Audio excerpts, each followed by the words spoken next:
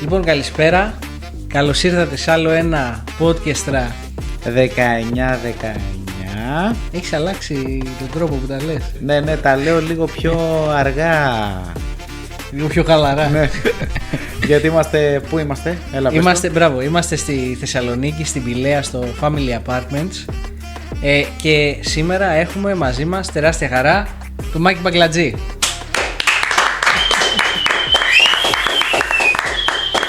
Εν τω μεταξύ σήμερα λες και είναι το πρώτο γύρισμα που έχουμε κάνει. Έχουμε κάνει, το λέμε για τον κόσμο που δεν το ξέρει, έχουμε έρθει λίγες μέρες στη Θεσσαλονίκη και έχουμε συμπιέσει γυρίσματα μια σεζόν. Μέσα σε 2 μέρες, 3. Εντάξει. Καλώς ήρθες, Μάκη. Γεια σας, παιδιά. Ευχαριστούμε πολύ. Ευχαριστούμε που είσαι εδώ. Καλώς ήρθατε στην πόλη μας.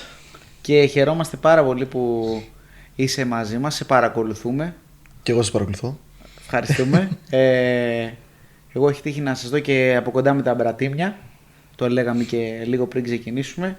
Και είναι και ένα σχήμα που μας αρέσει πάρα πολύ, τα μπρατήμια. Είστε καλά. Θες να ξεκινήσουμε από εκεί? Όχι, εγώ θα ήθελα να ξεκινήσουμε από αλλού, γιατί φοράει και μπλούζα. Ξέρει από marketing, από ό,τι βέβαια. καταλαβαίνω. Ναι. Έτσι.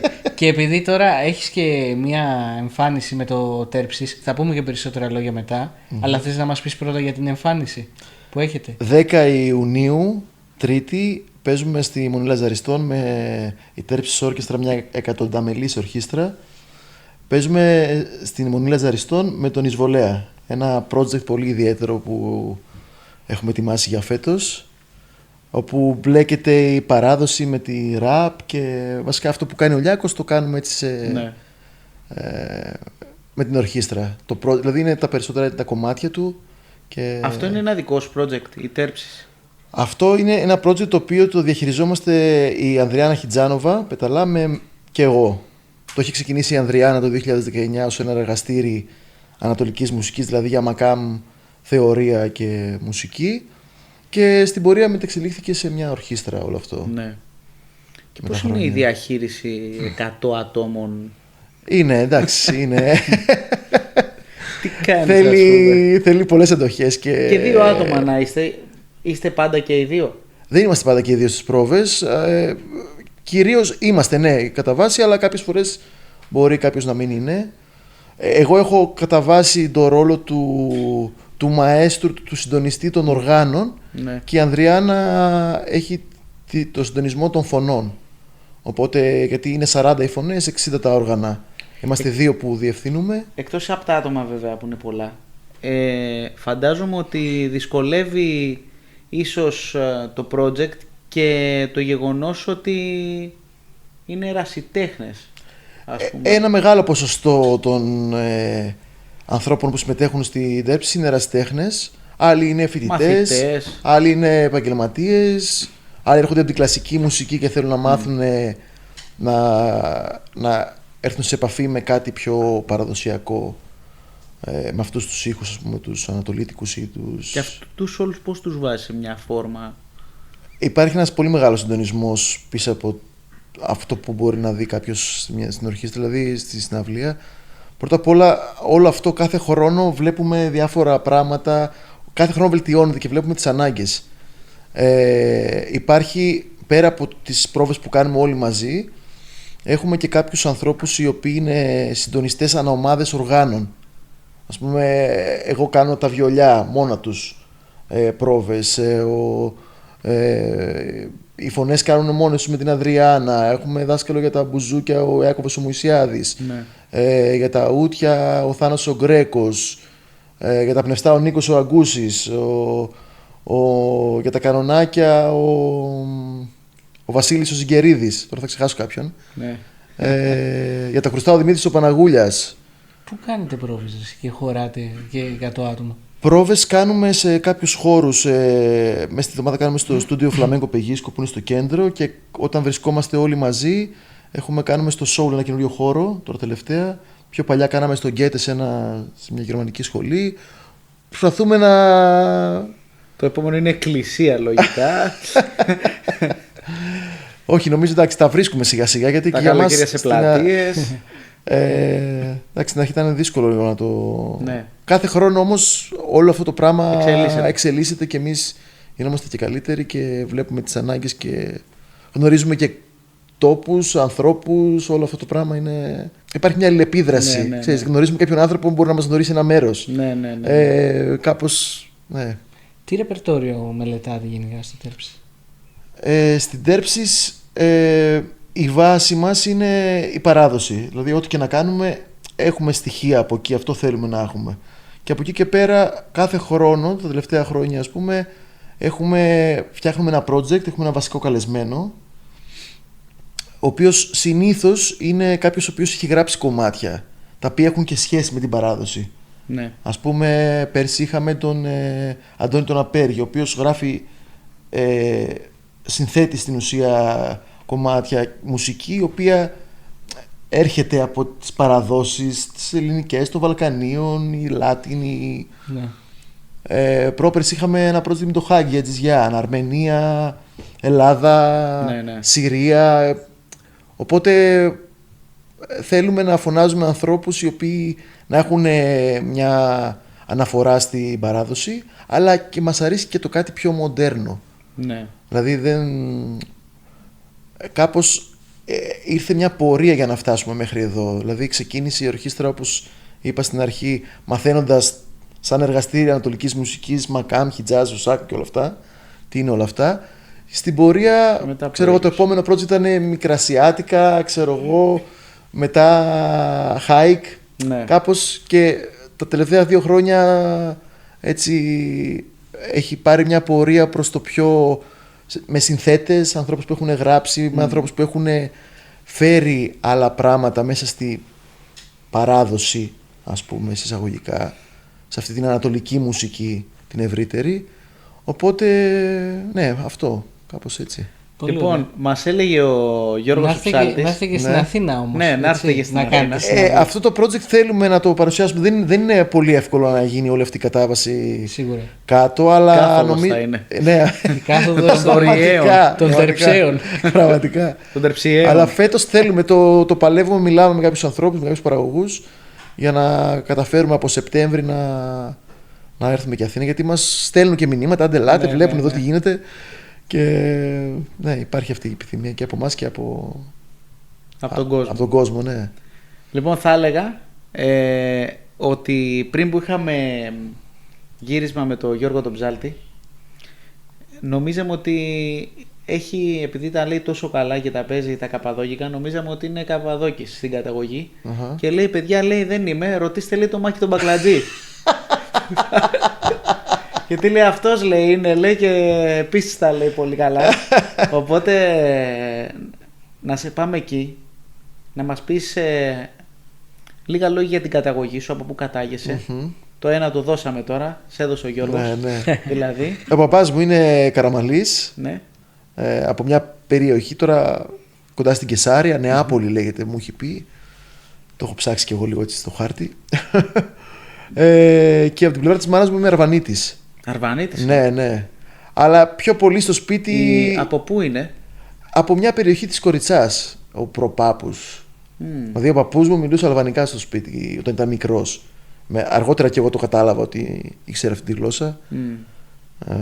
Όταν κάποια στιγμή είχε έρθει μια κοπέλα στο σπίτι που καθάριζε το σπίτι του, όπου ήρθε από την Αλβανία και μιλούσε κανονικά μαζί της.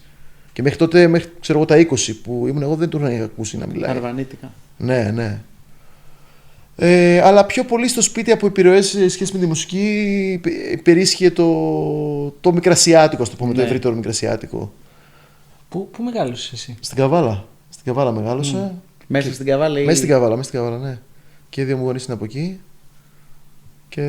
Αλλά είναι ένα αστικό κέντρο η Καβάλα, δηλαδή δεν έχει κάποια. Αλλά μέσα στο σπίτι άκουγες μικρασιάτικα μόνο. Κοίτα, είχα την τύχη, τη συγκυρία τώρα, γιατί όλα είναι συγκυρίες. Δηλαδή, είχα την τύχη και την χαρά, ας πούμε, κάποια στιγμή ο μπαμπάς μου ασχολιόταν με τη μουσική, ερασιτεχνικά, έπαιζε κιθάρα σαν φοιτητής, του άρεσε πολύ όλο αυτό η μουσική και κάποια στιγμή, όταν εγώ ήμουν, ξέρω εγώ, 8-9 χρονών, ανακάλυψε ο μπαμπάς μου την παραδοσιακή μουσική. Από ένα τσιγκανάκι που έπαιζε του Μπερλέκη, αυτούς που έρχονται στην ταβέρνα και έπαθε πλάκα. Έπαθε σοκ. Και ξεκίνησε να παίζει λίγο του Μπερλέκη, πήγε σε ένα σύλλογο, ας πούμε. Μετά από τον Μπερλέκη ξεκίνησε να μαθαίνει λάφτα, πολίτικο λαούτο, και φτιάξανε ένα σχήμα τότε με αυτούς που μάθαιναν αυτή τη μουσική. Ναι. Λεγόταν Λίσποντος. Λίσποντος. Ναι, Λίσποντος. Και είχαμε την τύχη, επειδή έχουμε μεγάλο σπίτι στην Καβάλα, όλες τις πρόβες να γίνονται στο σπίτι μας. Οι περισσότερες. Οπότε εσύ έβλεπες εκεί Εγώ... ποιοι έρχονταν όργανα. Ναι. Ήμουνα μέσα σε όλα αυτά, αλλά χωρίς να το. Ξέρεις, δεν ήμουνα. Ξέρεις, αχ, τι ωραία που θα έρθουν, αχ, τι ωραία. Δηλαδή δεν θυμάμαι να είχα ενθουσιασμό τότε, γιατί και αυτή η μουσική για την νεολαία ήταν. Δεν υπήρχε, ας πούμε. Απρόσιτη. Ναι, και γενικότερα, όχι μόνο για την νεολαία. Αλλά κάποια στιγμή στα 10 μου λέω: Παπά, πάρε μου ένα βιολί. Και βιολί πότε? 10 χρονών. 10 χρονών, ναι. Πιο πριν είχαμε εκεί Τετάρτη, Τρίτη Δημοτικού, μας είχε πάει λίγο να μάθουμε αρμόνιο, ας πούμε, αλλά δεν κράτησε πολύ αυτό. Και κάποια στιγμή του λέω: Θέλω ένα βιολί να μου πάρεις. Και έτσι ξεκίνησε. Πήγα σε έναν μουσικό, ένα παππού, τον Γιώργο τον Ασλάνογλου στη Δράμα. Πηγαίναμε 2 χρόνια με τον μπαμπά. Καραμαλής αυτός. Και κάναμε μέσα στο καφενείο. Είχε ένα καφενείο ο κύριος Γιώργος και κάναμε εκεί μαθήματα. Ήταν η αρχή αυτή, ναι. Είναι εύκολη η πρόσβαση για ένα παιδί σε μια επαρχιακή πόλη? Η πρόσβαση στη μουσική είναι εύκολη? Και αν είναι... Τώρα είναι πιο εύκολη, η αλήθεια είναι, αλλά τότε δεν ήτανε. Τότε εγώ δηλαδή που ξεκινούσα δεν υπήρχαν δάσκαλοι, δεν υπήρχαν οι επιρροές, δεν υπήρχαν τα ακούσματα τόσο πολύ, ναι, ήταν δύσκολο τότε. Και άμα είναι να ασχοληθείς, πόσο είναι μονόδρομος να ασχοληθείς με το τοπικό ίδιωμα? Αναλόγως από πού κατάγεσαι.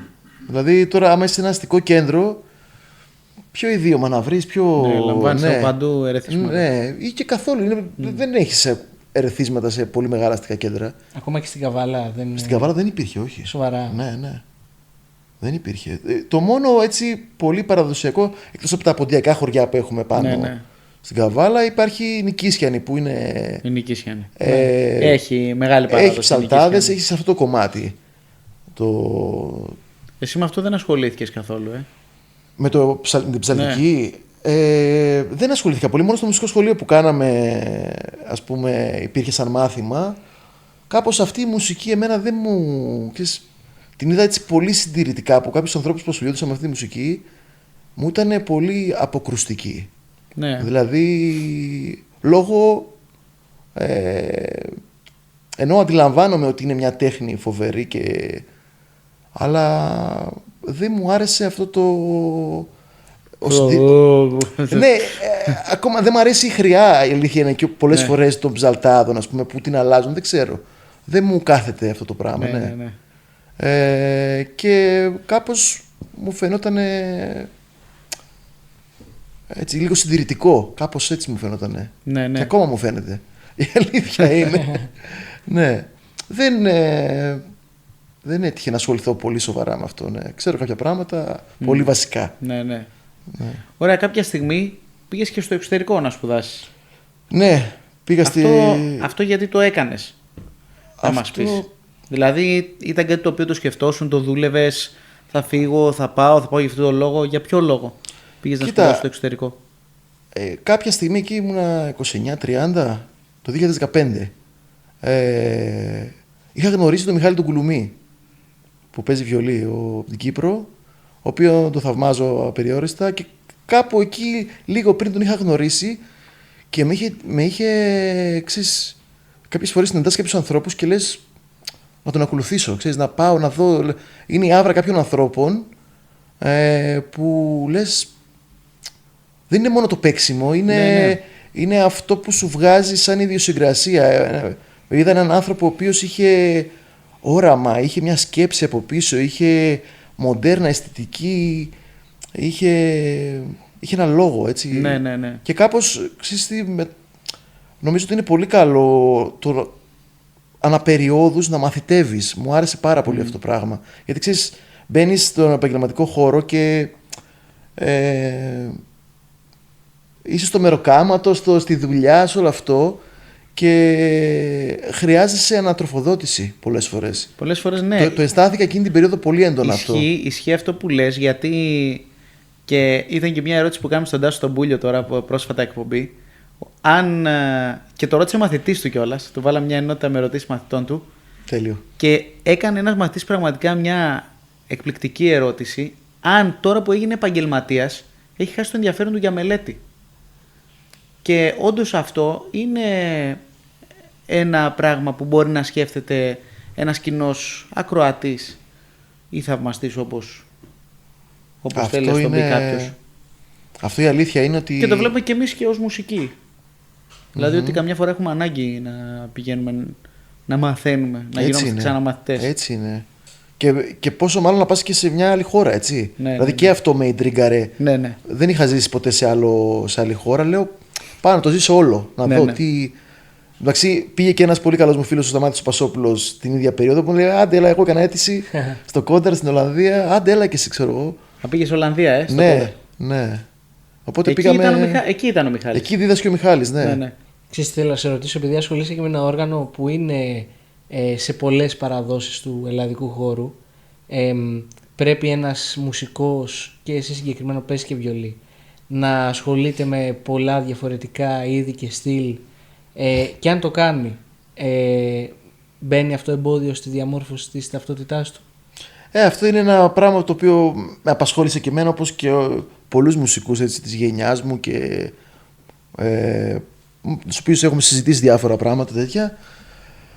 Ναι, υπήρχε πολύ στη σκέψη μου αυτό το πράγμα.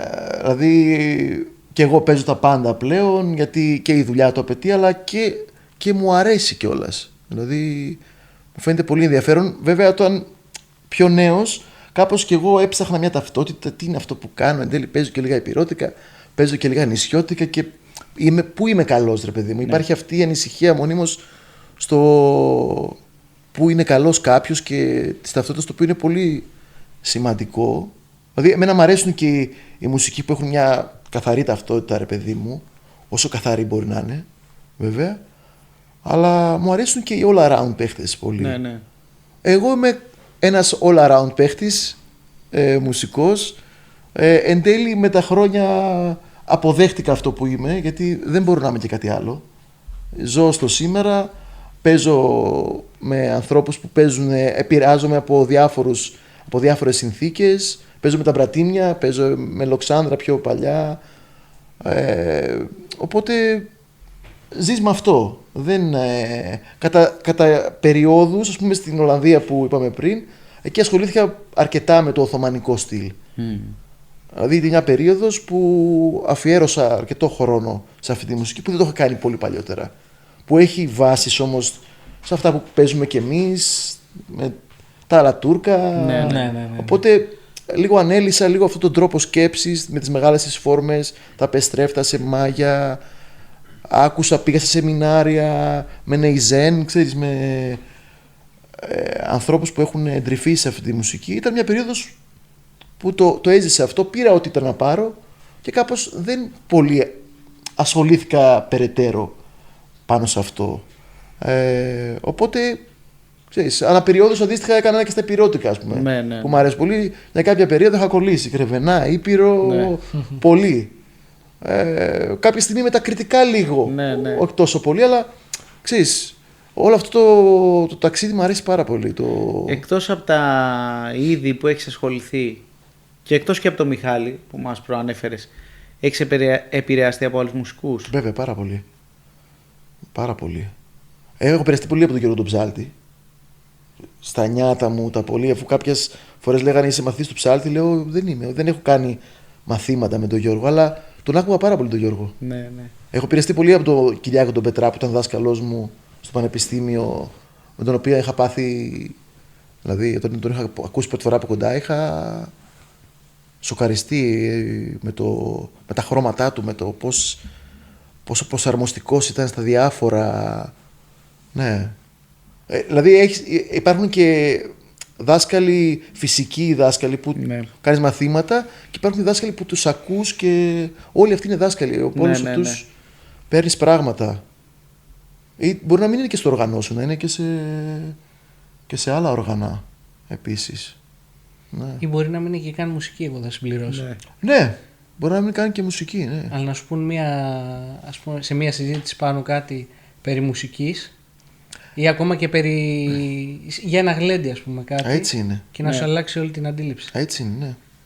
Εσύ πέρασες και από το ΤΕΙ της Άρτης, από το Τμήμα Λαϊκής Παραδοσιακής Μουσικής, πρώην ΤΕΙ, Ναι. ως δάσκαλος. Και θες να μας πεις λίγο πώς βίωσες εκεί αυτή την εμπειρία? Ως δάσκαλος προς μαθητή, πώς τη βίωσα ή γενικότερα στο... Και τα δύο. Και τα δύο. Ναι, ναι. Εντάξει, ήταν μια ωραία περίοδος, δηλαδή γνώρισα πολύ κόσμο, έτσι.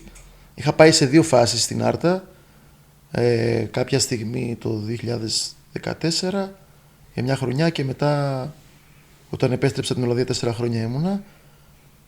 Εντάξει, είναι ωραία εμπειρία το να διδάσκεις σε παιδιά και σε νέους ανθρώπους οι οποίοι έχουν απίστευτη όρεξη και θέληση για να μάθουν. Ήταν πολύ ωραία εμπειρία. Αν και εντάξει, με τον καιρό η αλήθεια είναι ότι τα τμήματα, ειδικά της Άρτας, ενώ είναι πάρα πολύ καλό πανεπιστήμιο, με πολύ ωραίους και σοβαρούς καθηγητές σε πολλά επίπεδα, είναι λίγο δύσκολο να στηριχτούν, να στηρίξουν το ανθρώπινο δυναμικό τους. Ναι. Δεν έχουν πόρους, δεν έχουν... Είναι λίγο δύσκολο, γι' αυτό και πολλοί φεύγουν, πάνε για λίγο, ζουν μια εμπειρία. Αλλά ήταν μια Και αρχίζει και πολλές φορές, θα πω εγώ, να απλώνεται ένα πέπλο απεσιοδοξίας ίσως και γύρω από τις μουσικές σχολές. Ναι, πρώτα απ' όλα είναι κρίμα για τα παιδιά. Και έτσι. από την ύπαρξη αυτών των σχολών. Ναι. Είναι κρίμα πρώτα απ' όλα για τα παιδιά, έτσι, γιατί πρώτα απ' όλα ξεκινάνε τη χρονιά, ας πούμε, αν δεν έχουν ένα μόνιμο καθηγητή, ξεκινάνε αυτοί που έχουν μουσικούς οι οποίοι είναι ορομίστοι, ξεκινάνε Νοέμβρη, Οκτώβρη, Δεκέμβρη, κάνουν λίγο με κάποιους άλλους μέχρι να έρθει κάποιος καθηγητής, ή έχουν μια χρονιά κάποιον, μετά δεν τον έχουν, δηλαδή δεν μπορεί να στρώσει ένα πρόγραμμα ο μαθητής και να έχει μια συνέπεια σε επίπεδο προγράμματος σπουδών, ας πούμε. Ναι, ναι. Θα ήθελα να σου κάνω μια ερώτηση πιο συγκεκριμένη. Βλέποντας πλέον πολλά πανεπιστήμια, τμήματα μουσικών σπουδών, που φαντάζομαι έχεις εμπειρία, να αρχίζουν να αποκτούν και μια πιο πρακτική εφαρμογή πάνω στα όργανα της παραδοσιακής μουσικής και στον τομέα της εθνομουσικολογίας. Mm-hmm. Είναι τελικά σημαντική η ύπαρξη ενός τμήματος που είναι πάρα πολύ εξειδικευμένο όπως αυτό της Άρτας. Τι εννοείς πάρα πολύ εξειδικευμένο? Δηλαδή είναι μόνο πάνω στην παραδοσιακή μουσική. Δεν είναι όπως ένα τμήμα μουσικών σπουδών, στο οποίο η παραδοσιακή μουσική είναι απλά ένας τομέας, θα λέγαμε. Ναι. Κάνουν και άλλα μαθήματα. Δηλαδή πέρα από τα παραδοσιακά, πέρα από τα όργανα κάνουν και θεωρητικά μαθήματα εθνομουσικολογίας, αισθητικής. Ναι. Δηλαδή οπότε ανοίγει η βεντάλια. Δεν είναι. Ναι. Δεν κάνουν μόνο. Και για ευρωπαϊκές μουσικές μιλάνε σε επίπεδο μουσικολογικό και ερευνητικό. Ναι, δεν είναι μόνο διάστατο. Ωστόσο δεν θέλω να πω ότι δεν θα πάει στη σχολή της Άρτας κάποιος που παίζει, για παράδειγμα, κάποιο κλασικό όργανο. Πλέον θα πάει, γιατί έχει ανοίξει. Έχει γίνει... Αλήθεια, δεν ναι, το γνώριζα βέβαια. αυτό. Έχει γίνει μουσικός σπουδών, έχει και ευρωπαϊκή κατεύθυνση πλέον. Έχει και... Αυτό δεν το γνώριζα, γι' αυτό έκανα την ερώτηση. Ναι. Πλέον έχει καλά κάποια κάνεις που το χρόνια. Ενώ παλιά ήταν μόνο παραδοσιακής. Μουσικής. Είχε ταυτότητα. Ναι. Ήταν μόνο σε αυτό, ήταν πιο εξειδικευμένο. Τώρα έχει ανοίξει η βεντάλια. Θεωρώ ότι είναι μια πάρα πολύ καλή σχολή και εκεί είναι επί της ουσίας που μαθαίνεις πράγματα. Σε αυτά τα κομμάτια που είπες. Ναι. Δηλαδή δεν θα πας σε μια τέτοια μουσική σχολή για να μάθεις όργανα να παίζεις. Ναι. Θα πας να ανοίξεις λίγο το μυαλό σου, να μάθεις πράγματα γιατί παίζεις αυτό που παίζεις, από πού προέρχεται. Αυτό είναι το νόημα των σχολών αυτών, θεωρώ. Να μπορέσεις να αποκωδικοποιήσεις αυτό που παίζεις. Αυτό είναι το σημαντικό, θεωρώ. Ναι. Βέβαια τα τμήματα στην Ελλάδα που έχουν μάλλον την πρακτική εφαρμογή του οργάνου, έχουν και το μουσικολογικό του background. Δηλαδή και στο ΠΑΜΑΚ και στην Άρτα. Ακόμα τώρα που μπήκαν και στην Αθήνα επιτοπλίστων μουσικολογικά. Στο εξωτερικό βλέπουμε ένα άλλο πρότυπο εκπαίδευση και εδώ θέλω να σε ρωτήσω, που υπάρχουν τα κονσερβατόρια, ας πούμε, χοντρικά τα οδεία, τα οποία είναι κρατικά όμως και έχουν μέχρι ακαδημαϊκή φοιτηση και υπάρχουν και τα καθαρά μουσικολογικά τμήματα. Εσύ πώς θα έβλεπες ένα τέτοιο πρότυπο παιδείας και εδώ στην Ελλάδα? Εγώ θεωρώ ότι πρέπει να έχεις και τα δύο. Ναι, εντάξει, δεν είναι κακό να είσαι μόνο κονσερβατόριο και να παίζεις μόνο μουσική. Δηλαδή να μαθαίνεις επί του πρακτέου μόνο, αλλά χρειάζεται και το άλλο, το απογύρω. Η μουσική δεν είναι μόνο παίζω. Αυτό που λέγαμε πριν, πώς μαθαίνεις και από τα γύρω της μουσικής. Τα οποία είναι πάρα πολύ σημαντικά, σου ανοίγουν το μυαλό. Για μένα το πρότυπο που έχουμε εμείς εδώ είναι πάρα πολύ πλήρες για κάποιον ο οποίος θέλει να ασχοληθεί με αυτές τις μουσικές. Ναι. Είμαστε σε καλό επίπεδο. Πέρα από τα προβλήματα, τα κτηριακά, των υποδομών, των καθηγητών που δεν είναι μόνιμοι, όλα αυτά, τα προγράμματα σπουδών είναι πολύ σοβαρά και πλήρες. Ισχύει. Ναι. Εσύ πώς βιώνεις τη μουσική ως επάγγελμα? Και στο πρακτικό κομμάτι φαντάζομαι. Αυτό θέλω να πω, ναι. Γιατί είσαι πολύ περισσότερο στο πρακτικό κομμάτι. Πώς τη βιώνω τη μουσική? Δεν ξέρω, επειδή τη βιώνω δεν μπορώ να το πω αυτό το πράγμα, να το εκφράσω, ναι, δεν ξέρω. Καμιά φορά όντως όταν είμαστε μέσα στην ίδια την κατάσταση δεν μπορούμε να το περιγράψουμε. Ναι, γίνεται ένα με σένα και μετά τι να πεις πάνω σε αυτό. Ωραία, πες μας από την εμπειρία σου τόσα χρόνια και την ενασχόλησή σου επαγγελματικά με τον τομέα της μουσικής, 2 καλά και 2 αρνητικά του επαγγέλματος. 2 καλά. Εντάξει, η μουσική, εγώ το έχω πει πολλές φορές, ας πούμε, ότι ένα πολύ μεγάλο δώρο της μουσικής είναι ότι γνωρίζεις πολύ κόσμο. Έτσι, έρχεσαι σε συναστροφή με πολλούς ανθρώπους, πηγαίνεις, ταξιδεύεις, γνωρίζεις τόπους, ανθρώπους. Αυτό είναι φανταστικό, ας πούμε, που έχουμε εμείς η μουσική σαν δώρο, έτσι δεν είναι? Ναι. Εντάξει, τώρα προβλήματα σε όλες τις δουλειές υπάρχουν. Αλλά πρέπει να το προστατεύεις και εσύ σαν μουσικός το επάγγελμα. Δηλαδή πρέπει να βάζεις κάποια όρια.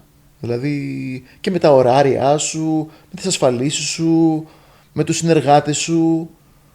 Δηλαδή κάποια στιγμή με κούρασε πάρα πολύ αυτό το γεγονός ότι έπαιζα με πολύ κόσμο συνέχεια, με διαφορετικούς. Κάπως έτσι έγιναν και τα μπρατήμια και οι μπάντες που συμμετείχα. Επίσης με ρώτησες για τη μουσική πώς τη βιώνω. Τα τελευταία χρόνια, ας πούμε, δεν είναι ένα πράγμα. Δηλαδή ανάλογα με τα χρόνια τη βιώνεις και διαφορετικά τη μουσική. Αλλιώς τη βιώνεις πιτσιρικάς πολύ μικρός, αλλιώς τη βιώνεις τώρα. Τα τελευταία χρόνια, ας πούμε, η δημιουργία της τέρψης όρκεστρα, ας πούμε, έφερε άλλες διαστάσεις για μένα στη μουσική. Πέρα από τη μουσική, έφερε και την κοινωνική διάσταση στη ζωή μου. Δηλαδή το να συνυπάρχουν στην ορχήστρα 100 άνθρωποι δεν είναι μόνο μουσικό. Ναι. Δεν μιλάμε μόνο για μουσική. Μιλάμε για ανθρώπους, έτσι. Οι οποίοι άλλοι δουλεύουν, άλλοι είναι μουσικοί, άλλοι όχι, άλλοι είναι μεγάλοι, 70 χρονών, άλλοι είναι 10 χρονών. Όλοι αυτοί μαζί συνυπάρχουν και πρέπει να βρεις, ξέρεις, τα κουμπιά του καθένα. Τη συνθήκη, πώς μπορεί να λειτουργήσει όλο αυτό το πράγμα. Παίρνεις την ενέργεια αυτών των ανθρώπων. Έτσι, που σαν επαγγελματίας παίζοντας μόνο έξω μουσική, το αντιλαμβάνεσαι πολύ διαφορετικά το πράγμα. Δηλαδή, πρώτα απ' όλα δεν υπάρχει περίπτωση ούτε μία στο εκατομμύριο να πάω στην ορχήστρα και να μην έχω όρεξη. Δηλαδή, παίρνω τόση ενέργεια που όχι δεν μου επιτρέπεται. Δηλαδή, ξέρεις, είναι φανταστικό αυτό το πράγμα, ρε παιδί μου, να βλέπεις τα πρόσωπα των ανθρώπων αυτών, το πλήστον ερασιτεχνών, ας πούμε, όλη αυτή την επιθυμία και τη χαρά και το μεράκι, ας πούμε, που ξέρεις, σαν επαγγελματίας λίγο το χάνεις, ρε παιδί μου, μεγαλώνοντας και από τον εαυτό σου και από συναδέλφους. Οπότε ξανατροφοδοτούμε πολύ από όλο αυτό το πράγμα που γίνεται στην ορχήστρα. Τι θα μπορούσε να αλλάξει προς το καλύτερο στο επάγγελμά μας? καθαρά στο επαγγελματικό κομμάτι. Και θα μπορούσε να αλλάξει. Θεωρώ ότι πρέπει να διεκδικούμε πράγματα σαν μουσική. Όλα αυτά που είπα πριν, ας πούμε, ωράρια, πας κάπου και παίζεις. Δηλαδή, κάποια στιγμή σκεφτόμουν, ρε παιδί μου, ποιο είναι το πιο κουραστικό πράγμα στη δουλειά. Ξέρω εγώ, ενός λεδιού, ενός πανηγυριού. Να παίζεις ασταμάτητα. Να μην ξέρεις πότε θα τελειώσεις. Αυτό ήταν το πιο σημαντικό για μένα. Δηλαδή, σε οποιαδήποτε δουλειά, ρε παιδί μου, πας στο σχολείο, είσαι στο δημόσιο, ρε παιδί μου, ξέρεις, από τις 8 μέχρι τις 4 δουλεύεις. Το να μην ξέρεις πότε θα τελειώσεις είναι φοβερή καταπίεση, ας πούμε, και σκλαβιά, ρε παιδί μου. Δηλαδή, το να δεν βάζεις όριο. Ας πούμε, ναι, δεν γίνεται. Και σιγά σιγά αρχίζουμε και βάζουμε όρια. Ναι. Είναι πολύ σημαντικό. Ή με τα ένσημα, όλο αυτό, όλη αυτή η υπόθεση που ξεκίνησε τόσο αργά για μας, ας πούμε, τους μουσικούς, μέσω της καραντίνας που είδαμε όλη αυτή την παθογένεια των καλλιτεχνών, ας πούμε, την οποία έχουμε ευθύνη και εμείς, έτσι, σαν μουσική, σίγουρα. την οποία την διακρίναμε πολύ έντονα εκείνη την περίοδο. Βέβαια και στο επίπεδο των συλλόγων, γιατί αυτό που παρατηρώ, ας πούμε, πολύ έντονο είναι ότι στο επίπεδο των συλλόγων δεν είναι τόσο καλλιεργημένη αυτή η συνείδηση ότι χρειάζεται να ασφαλίσω το μουσικό. Εκεί πλέον και εσύ πώς το διαχειρίζεσαι? Έχεις ευθύνη και εσύ, ναι. Ναι, θα πας όμως χωρίς να ασφαλιστείς. Εκεί πρέπει Γιατί να... αρκετή μουσική δεν μιλάω Σίγουρα. τώρα προσωπικά καθαρά για σένα. Δεν Το ξέρω και εγώ το έχω κάνει. Όλοι μας το έχουμε κάνει. Είμαστε στον κύκλο, το ξέρουμε. Ναι, εκεί όμως πρέπει να μπει η συνείδηση και να πεις όχι, δεν θα έρθω έτσι. Πρέπει να με ασφαλίσεις, πρέπει να βάλεις αυτό το ένσημο. Γιατί ξέρεις πόσα ένσημα αλεξιπτωτιστών έχουμε πάρει και. Ναι. Εκεί είναι η συνείδηση που πρέπει να έχουμε. Ναι, ισχύει. Ωραία. Να το πάρω λίγο πάνω μου. Βεβαίως. Γιατί θέλω να κάνω μια πολύ ειδική ερώτηση και θα το έκανα και στην αρχή, οπότε το δικαιούμαι τώρα να πω για τα μπρατήμια, να ανοίξω αυτό το κεφάλαιο. Και θέλω να σου πω προσωπική ομολογία ότι εκτός από το πολύ ωραίο βιολί που παίζεις, είσαι και πολύ μερακλή στη φωνή.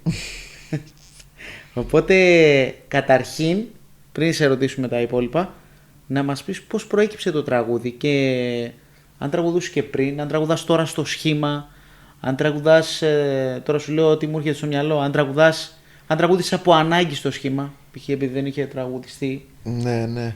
Κοίτα, όλη η φάση με το τραγούδι ξεκίνησε εκεί στο πανεπιστήμιο που κάναμε, υπήρχε και σαν μάθημα, ας πούμε, στο πανεπιστήμιο, σαν επιλογή στο Πανεπιστήμιο Μακεδονίας σπούδασα μουσική.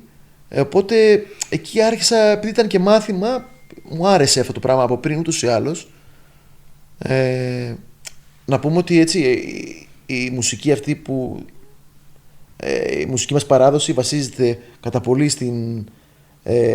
στη φωνή, έτσι, και οι περισσότερες παραδοσιακές μουσικές παγκοσμίως, οπότε δεν είναι τίποτα αποκομμένο από αυτό. Ναι. Εκεί όμως ήταν ένα σημείο που με έκανε να ασχοληθώ λίγο πιο πολύ με αυτό το κομμάτι. Ήταν μια αφορμή. Μετά στη Λοξάνδρα ήρθαν κάπως οι ανάγκες, έτσι, και ξεκίνησα να τραγουδάω, να λέω δειλά 2-3 κομμάτια μέσα στο πρόγραμμα, ενώ είχαμε και άλλους τραγουδιστές. Οπότε κάποια στιγμή πάτησα λίγο πιο καλά στα πόδια μου και ξεκίνησα να λέω πιο πολλά. Ανέβηκε στο βατήρα μετά και έφυγες.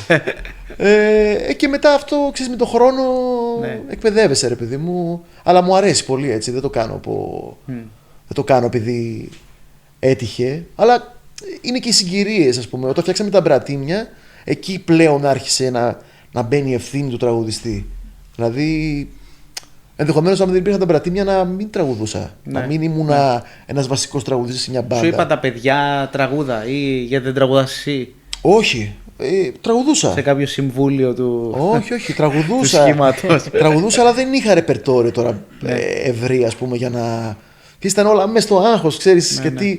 Και εδώ πέρα πάνω, ρε παιδί μου, δεν έχουμε έχουμε πολλές ράτσες πάνω στη Βόρεια Ελλάδα. Πρέπει να πεις και ποντιακά, πρέπει να πεις και θρακιώτικα και σαρακατσάνικα και Απ' όλα.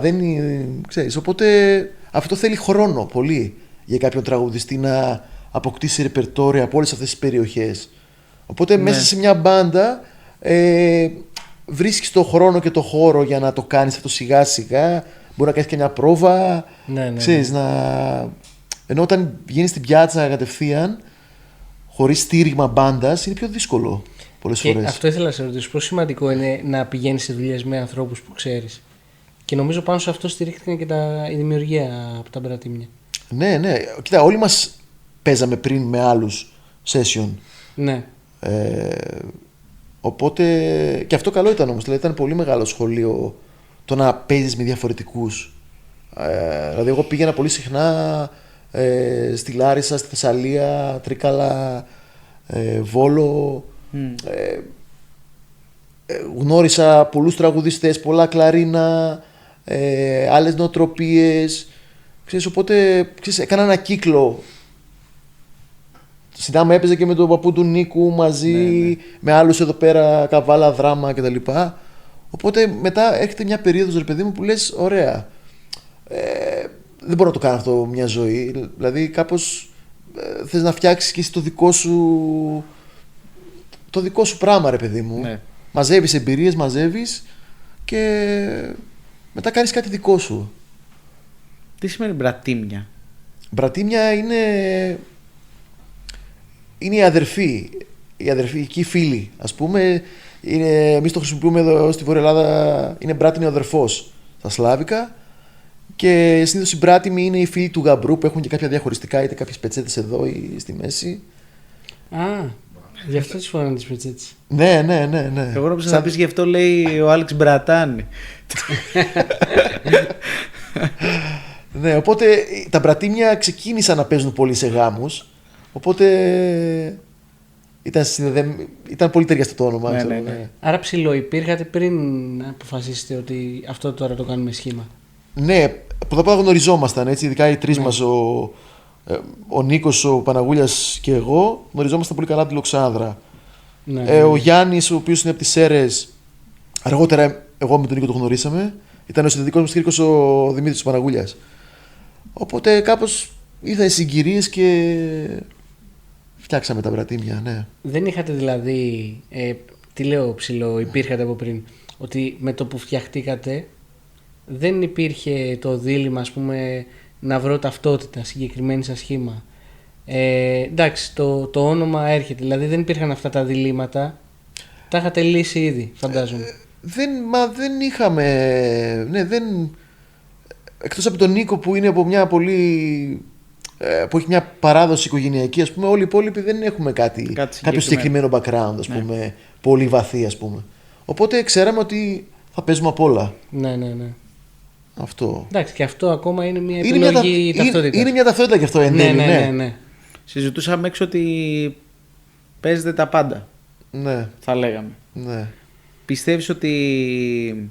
Τώρα είναι παγίδα η ερώτηση, πρόσεχε. Για πες.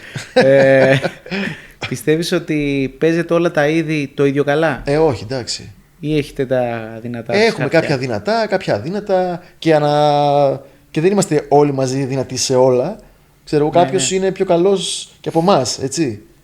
Σε κάτι, ξέρω εγώ. Ναι, ας πούμε, ο Γιάννης που παίζει λαούτο έχει ασχοληθεί με τα κριτικά λίγο πιο πολύ από τους υπόλοιπους. Οπότε το παίρνει πάνω του. Το παίρνει λίγο πάνω του, ναι. Μας δείχνει και κάποια κομμάτια καινούρια, λίγο πώς πρέπει να παίξουμε. Ο Νίκος ξέρει τη Θράκη καλά.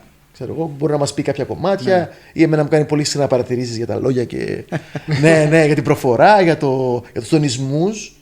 Και κάθομαι και τον ακούω κανονικά, δεν είναι. Βέβαια. Ναι, έτσι είναι. Εντάξει. Εγώ δεν ξέρω τι ξέρω καλύτερα, αλλά. Εντάξει. Ναι.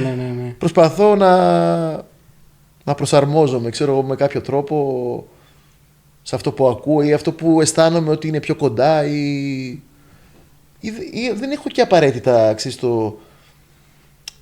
τα τελευταία χρόνια προσπαθώ αυτό το πράγμα να μην είναι σώνει και δεν το ύφος της μουσικής, αλλά μπορεί αυτό να ακούγεται μουσική. Ναι. Ξέρεις, αυτό είναι ένα κριτήριο για μένα. Το ότι είναι μουσική αυτό που κάνω, δηλαδή ακούγεται ωραία. Δεν μου είναι τώρα πώς θα κάνω τον παππού, πώς θα κάνω τη γιαγιά, πώς παίζει ο Πετρολούκας, ας πούμε, ή στα υπηρώτικα, θέλω να σου πω. Με ενδιαφέρει αυτό, να είναι μουσική αυτό που κάνω.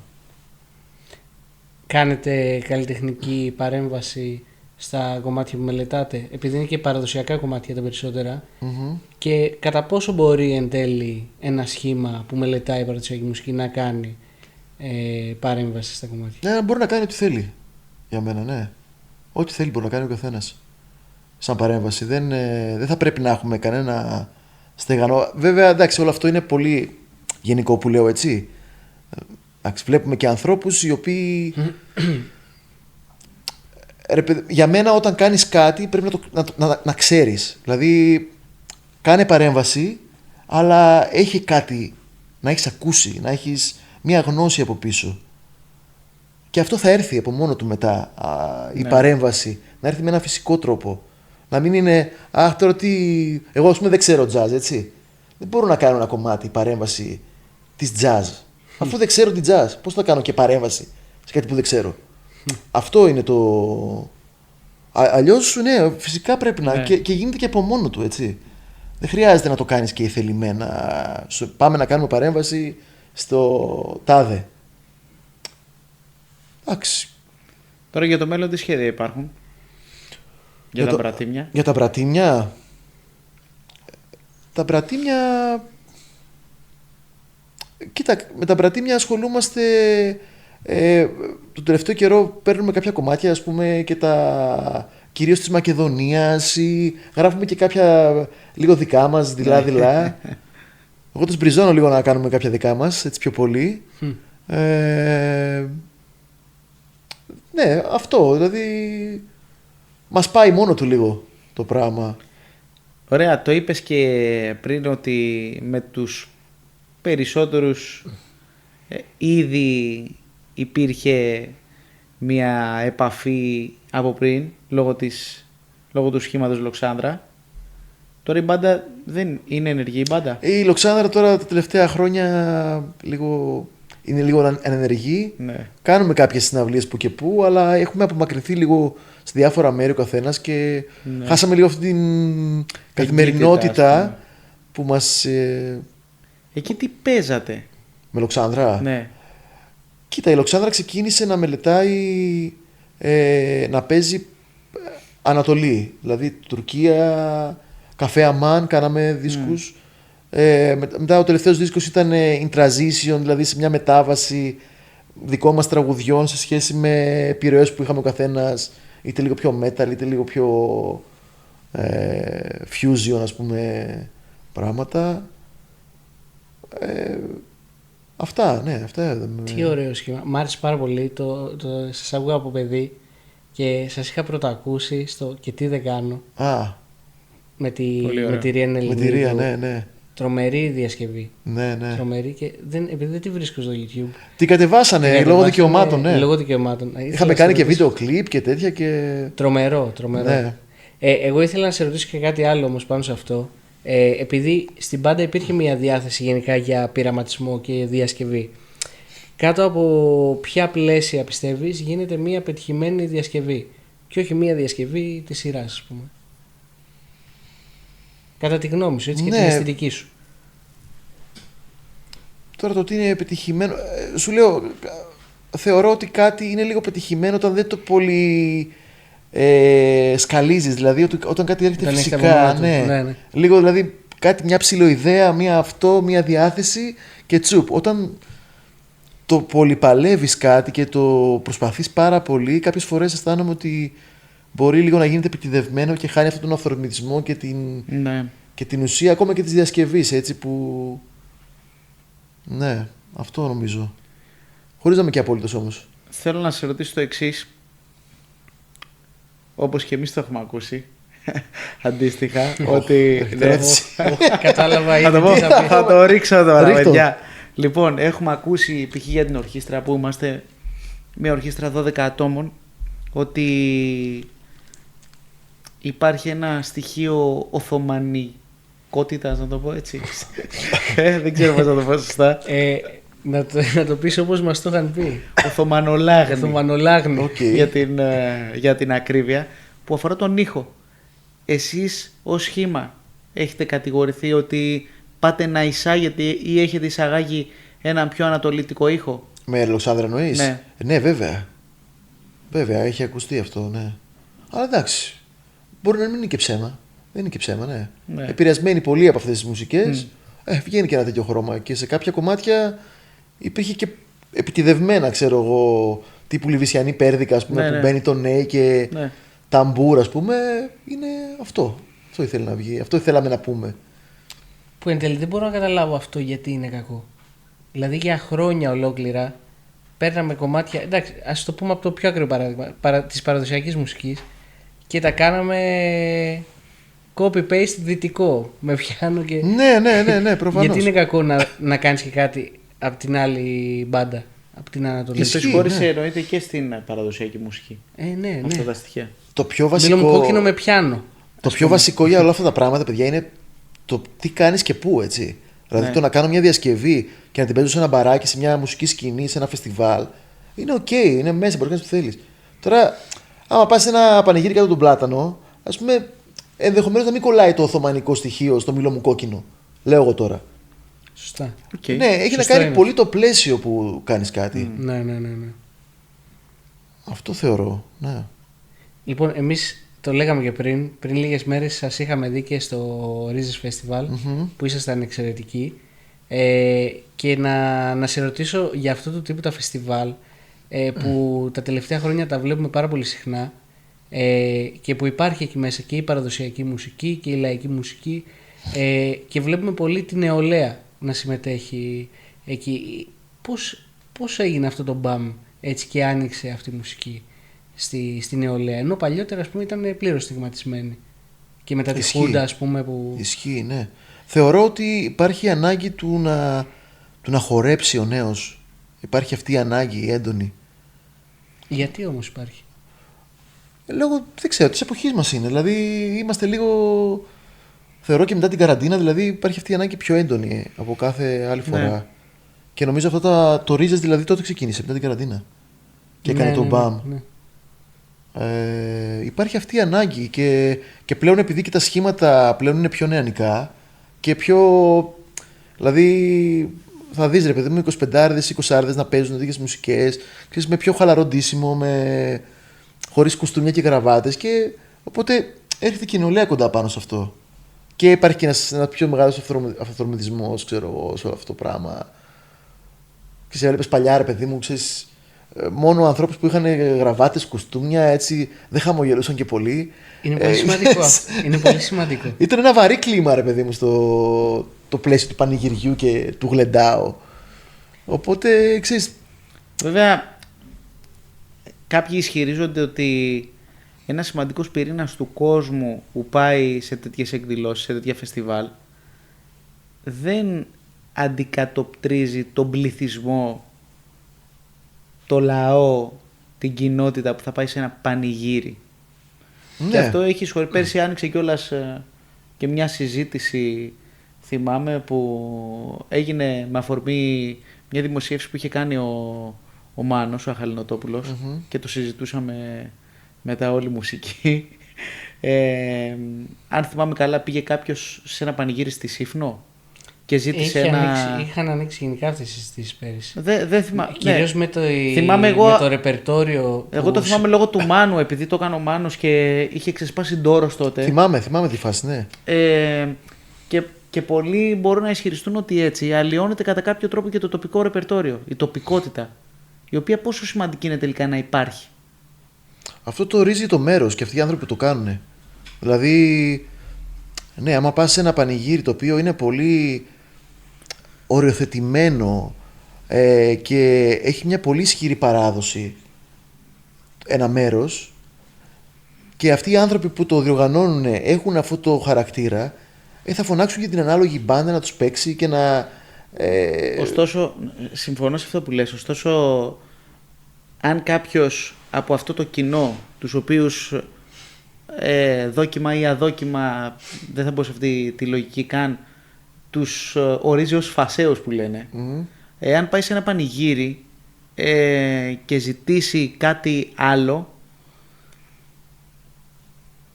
Δεν είναι ξένο. Ας το ζητήσει, ρε παιδί μου. Δηλαδή, Ναι. και... Εσένα πώς σου φαίνεται? Οκ, μου φαίνεται. Ναι. Ναι, μπορεί να το ζητήσει και η μπάντα να μην το παίξει. Και για μένα, Ναι. και εμένα δεν μου φαίνεται περίεργο. Δεν είναι να κατηγορούμε κάποιον. Δηλαδή, Ναι. ξέρετε, και τα πολύ αυστηρά πανηγύρια έχουν χάσει πολύ. Εγώ ξέρω πανηγύρια, ας πούμε, τα οποία είναι πολύ σκληροπυρηνικά και με τον χρόνο δεν δέχονται μίγα στο σπαθί τους που λένε, ρε παιδί μου. Δηλαδή, εμένα δεν με πειράζει να πάω σε ένα πανηγύρι που είναι, ξέρω εγώ, βλάχικο. Εντάξει, θα παίξει 5 ώρες βλάχικα. Δηλαδή, άμα έρθει να σου ζητήσει ένα μήλο μου κόκκινο εκεί στη Μακεδονία, είναι κακό, χαλάει την αλλοιώνει το πανηγύρι. Σε μένα έχει τύχει προσωπικά πολλές φορές και στην Αριδαία, ειδικά που είναι και ντόπιοι και σε ποντιακά πανηγύρια, που έχει έρθει κάποιος που θεωρείται άσχετος, για παράδειγμα, και έχει ζητήσει ένα υπηρώτικο. Δεν το βλέπω κακό, ενώ παίζει όλο το βράδυ να παίξει και ένα. Ναι, ούτε εμένα μου φαίνεται κακό. Και έχει να κάνει και με τους ανθρώπους που το διοργανώνουν. Αυτό είναι πολύ σημαντικό, παιδιά. Δηλαδή, Και με τη χαρά που δίνεις και σε έναν άνθρωπο. αυτό, ρε παιδί μου, ναι. Δηλαδή, είσαι σε ένα χωριό, ας πούμε, και ξέρω εγώ, είσαι υπηρώτης και έρχεται κάποιος, ένα παιδί, ένα 20άρης, ξέρω εγώ, και σου λέει παίξε μου αυτό, ξέρω εγώ. Ναι, ναι. Και μπορείς να το παίξεις, ξέρω. Δεν είναι πιο φιλόξενο να το παίξεις, ρε παιδί μου. Ναι. Σαν διοργάνωση γλεντιού. Έχει να κάνει. Αλλιώς τον κόβεις, τον πετάς απ' έξω δηλαδή. Δεν λέω να είναι κάτι πολύ ακραίο ενδεχομένως, αλλά. Έχει να κάνει με την κοινωνικότητα. Και με την ώρα που θα το ζητήσει έχει Ναι. να κάνει. Έτσι. Και με την ώρα. Δηλαδή, αν ξεκινήσει να πανηγύρι βλάχικο και εσύ θα ζητήσει, ξέρω εγώ, ένα κριτικό, ας πούμε. Ναι. Είσαι εκτός. Ναι. Εκεί Εντάξει. πρέπει να το προστατεύσει και ο μουσικός. Πολλές φορές και μπορεί λίγο- βέβαια να μην το καταλαβαίνει το κοινό αυτό. Ναι, και είναι πολύ λογικό να μην το καταλαβαίνει και εκεί έχει ευθύνη και ο μουσικός μετά. Ναι. Να του Ναι. το Να του πει, ξέρεις Ναι, τι, ναι, ναι. θα έρθει η ώρα, θα το παίξουμε και Ναι, αυτό. ναι, ναι. Κάτσε λίγο πιο μετά, ξέρω εγώ. Και αν μη τι άλλο, αυτό είναι το μικρότερο πρόβλημα σε πανηγύρια. Δηλαδή βλέπουμε άλλα και άλλα. Ναι, ναι, συμφωνώ. Ξέρεις Ναι. τι, μια που το ανοίξαμε αυτή τη συζήτηση, είχαμε πάει μια φορά. Εγώ το κατάλαβα αυτό και συμφωνώ σε αυτό που λες. Είχαμε πάει με ένα φίλο σε ένα νησιώτικο πανηγύρι και γυρνάει και ζητάει στην ορχήστρα ο φίλος τη τραπετσόνα. Και μετά του έβαλα χέρι και του λέω: Ρε, εσύ, του λέω τη τραπετσόνα, βρήκε. Να πας, δεν την ακούς αλλού. Και τέλος πάντων, τι παίξανε. Και έμεινα με το στόμα ανοιχτό. Και τον πιάνω μετά τον μουσικό. Και τον ρωτάω, του λέω, καλά αυτός ο βλάκας που στο ζήτησε. Εσύ είχαμε και την οικειότητα, εντάξει. Του λέω, εσύ πώς και του την έπαιξε την τραπετσόνα. Του την έπαιξε αργά, βέβαια, την έπαιξε γύρω στις 5 η ώρα το πρωί. Μου λέει, αν μπορώ να πάρω ένα χαμόγελο από αυτόν τον άνθρωπο που θα είναι από κάτω και να τον κάνω να περάσει καλά, μου λέει, δεν πειράζει, ας το κάνω. Έτσι είναι. Παιδιά, τώρα έχει δίκιο, να σας έχει πω τι δίκιο. γίνεται. Δηλαδή, ρωτήστε τον Νίκο να σας πει, δεν ξέρω αν το ρωτήσατε, Το ρωτήσαμε και μας είπε την πάνω σε άποψη αυτό το του Νίκου. κομμάτι. Ναι, ναι. Δηλαδή, ο παππούς του Νίκου τότε έπαιζε όλα τα λαϊκά. Έπαιζε Καζαντζίδη, έπαιζε Διονυσίου και είναι ο Θρακιώτης δημιουργός και τραγουδιστής. Δηλαδή, εμείς τώρα, δηλαδή πλέον θεωρούμαστε εγώ παραδοσιακός βιολιστής και τραγουδιστής και ταμπελώνομαι, ξέρεις. Ναι, ναι. Μπαίνω σε αυτό το καλούπι, ας πούμε, και δεν. Ναι, θα πας στο πανηγύρι και δεν θα πεις την τραπετσόνα. Γιατί να μην την πεις την τραπετσόνα. Οι άλλοι, ο Δουτζίδης πώς την έλεγε την τραπετσόνα. Ναι, ναι. Με ούτη. Έτσι είναι, ρε παιδιά. Ναι. Για ποιο λόγο. Και το γουστάρω πολύ αυτό. Δηλαδή, εγώ γουστάρω πολύ τραγουδιστές που τα λένε όλα. Ρε παιδί μου, τους γουστάρω. Δεν κολλάνε, δεν κολλούσαν οι παλιοί. Να πούνε το λαϊκό, να πούνε το μοντέρνο της εποχής τους, να πούνε το πολύ παραδοσιακό το τσάμικο. Γιατί έτσι ήταν η φάση. Ναι. Και έτσι είναι και τώρα. Απλά έχουμε μπει λίγο σε καλούπια παραδοσιακότητας και αυθεντικότητας πανηγυριών και μην χαλάσουμε το κλίμα και μην. Εντάξει. Έχεις πει σε μια συνέντευξη πρέπει να βλέπουμε την παράδοση ανοιχτά. Ναι. Τι εννοείς? Όλα αυτά, να μην τα πολύ. Σωστά, Μπαρμπή. Εννοώ αυτό, ρε παιδί μου, το. Μην φοβόμαστε να σπάσουμε τα αυγά, ας πούμε. Ναι. Και να μην θίξουμε κάποιον, να σεβόμαστε την παράδοση. Τους εαυτούς μας πρέπει να σεβόμαστε. Και αυτό που κάνουμε εκείνη την ώρα που παίζουμε ή τον κόσμο, αυτό πρέπει να σεβόμαστε. Όχι να μην πειράξουμε το παραδοσιακό με ευλάβεια και. Αυτά μας έχουν φάει. Μας το είπε Τα και ο Χρήστος ο καθώς πρέπει. Καλιοτζίδης που έχουμε μάθει ότι κάνετε παρέα. Ναι, Χριστάρας. Ότι και μας έχει μείνει ότι η παράδοση δεν χρειάζεται θεματοφύλακες. Έτσι, έχουν σωθεί πολλά πράγματα, έχουν γίνει καταγραφές. Μας λείπει λίγο αυτό το. Ξέρεις, το να πάει κάπου αλλού μας λείπει λίγο. Ναι, ναι. Να φύγει, αυτό να μην έχουμε ενοχές σε αυτά τα πράγματα. Είμαστε Ναι. λίγο σαν κράτος πολύ συντηρητικό, πολύ συντηρητική κοινωνία και φοβόμαστε όλα αυτά είναι παρακλάδια αυτού. Είναι κοινωνικό αυτό το φαινόμενο, δεν είναι μουσικό. Ναι. Λοιπόν, ωραία. Πάμε στο αγαπημένο μέρος του Γιάννη τώρα. Παιχνίδι. Είδες, το ξαναλέω. Ερωτήσεων. Λοιπόν, το Το έχει δει, παιχνίδι. παιδιά, και το ξέρει. Ναι. Θα σας παρακολουθώ, σας είπα. Λοιπόν, σήμερα το παιχνίδι έχει διλήμματα. Οκ. Που όπως τα έχεις δει, Χάρη, θα μου φέρει το κινητό μου. Ευχαριστώ. είναι. Ελπίζουμε να είναι αρκετά δίλημα. Οχ. Λοιπόν, να ξεκινήσω. Δυσκολεύομαι πολλές φορές. Μέχρι να σου φέρω το κινητό. Αυτό τώρα είναι μέσα. Όχι, έτσι. Τα κόβετε. Εννοείται ότι είναι μέσα. Εννοείται είναι μέσα. Είναι μέσα, θέλετε, Εννοείται ότι είναι μέσα. Εξαρτάται αν θα πάρει το. Λοιπόν, για αν πάμε. θα πάρει ύπνο στο χάρι και τέτοια. Κάτι βαράει, παιδιά. Λοιπόν, πάμε, δίλημα. Αρχίζω. Για πάμε. Κάτσα μου το έχει στείλει. Ναι, στο Messenger. Χθες. Σήμερα. Τώρα Σήμερα. πριν λίγο. Λοιπόν, αρχίζω. Για πες. Μπρατίμια ή λοξάδρα. Μπρατίμια. Θρακιώτικα ή μακεδονίτικα. Πολύ ευρεία ή τέτοια. Μακεδονία θα πω. Αθήνα ή Θεσσαλονίκη. Θεσσαλονίκη. Πολύ προφανής. Ναι, προφανές. Το εντάξει. δίλημμα, Δεν εντάξει. περίμενα τίποτα λιγότερο. Πανηγύρι συναυλία.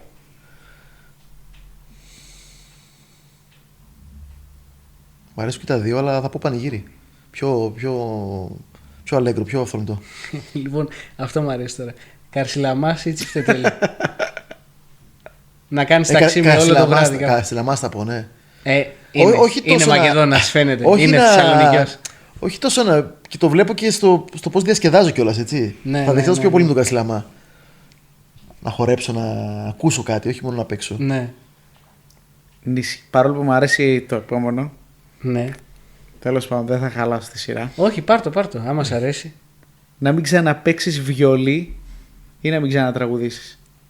Να μην ξαναπαίξω βιολί. Ωραία, φίλε. Γκολ Αυτό δεν στο το 90. περίμενα. Αυτό ήταν. Ναι. Χρυσό γκολ. Ναι. Η φωνή πάνω απ' όλα, παιδιά.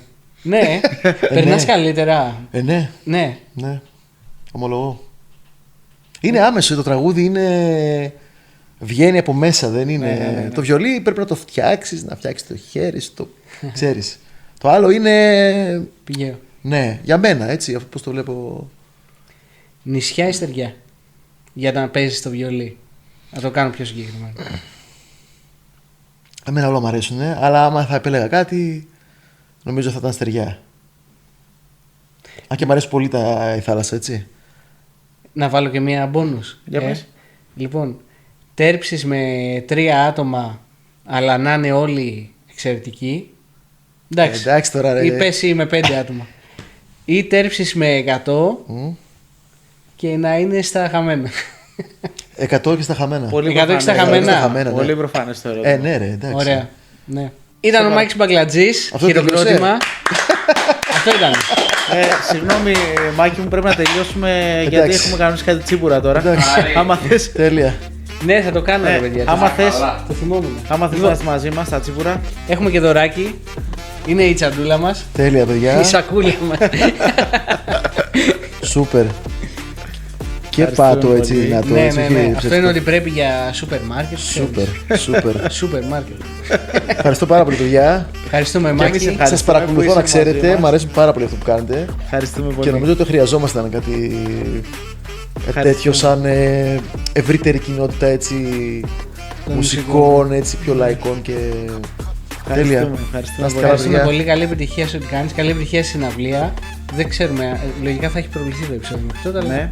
όπως και να έχει, καλή επιτυχία. Ευχαριστούμε πάρα πολύ. Ποιον θα ήθελες να δεις επόμενο καλεσμένο, να μας πεις. Δικό σας. Κάτι είχα στο μυαλό μου. Μάκη Τσίκο. Μάκη Τσίκο, Ναι. Δεν έχει μιλήσει ο Μάκη Τσίκος Έχει πολύ. πέσει η ιδέα. Έχει πέσει η ιδέα. Ναι. Έχει πέσει η ιδέα, ναι. Αλήθεια, δεν το. Έχει πέσει η ιδέα. Ναι, γιατί Δεν έχει μιλήσει ο Μάκης Τσίκος πολύ και. είμαστε φίλοι με τον Μάκη. Αλήθεια, θέλω να τον ακούσω να δω τι έχει να πει.